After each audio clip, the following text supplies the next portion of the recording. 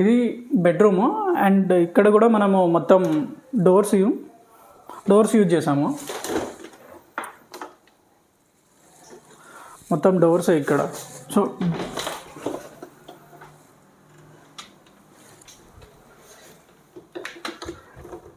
ఇక్కడ వచ్చేసి మనం డబల్ షీట్ ఇచ్చాం మొత్తం.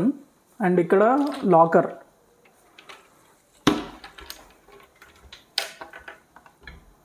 సో ఇలా అంటే దీంట్లోనే ఫిక్స్ చేసాము ఆ లాకర్ అనేది.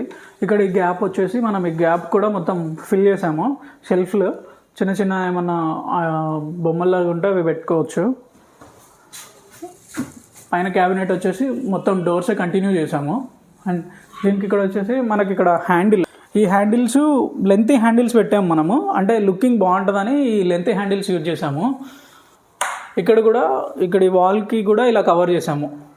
అంటే ఇక్కడ వాల్కి వైట్ సిమెంట్తో వస్తుంది కదా, సో ఆ లుక్ అనేది బాగుంటుంది కాబట్టి ఇలా కవర్ చేసాము అన్నట్టు షీట్ తోటి.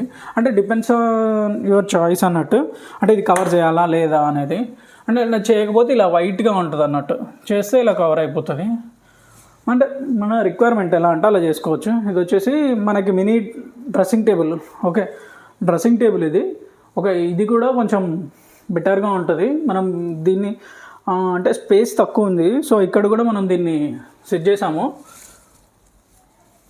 దీని హైట్ వచ్చేసి 4 feet అలా ఉంటుంది. ఇక్కడ 2 lights ఇచ్చేసాము.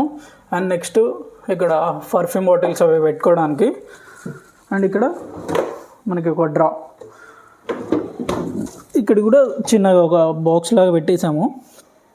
సేమ్ ఇక్కడ పెట్టేసుకోవచ్చు. అంటే చిన్న స్టూల్ వేసుకొని ఇక్కడ కూర్చొని కంఫర్ట్గా ఉంటుంది. ఇక్కడ ఫోల్డబుల్ టేబుల్ అన్నట్టు. అంటే మనం ఏమైనా వర్క్ చేసుకునేటప్పుడు ఇది యూజ్ చేసుకోవచ్చు. అండ్ దెన్ వర్క్ కంప్లీట్ అయిన తర్వాత ఇది ఇలా క్లోజ్ చేసుకోవచ్చు. అంటే స్పేస్ అనేది వేస్ట్ అవ్వకుండా ఉంటుంది అన్నట్టు దీంట్లో. ఓకే.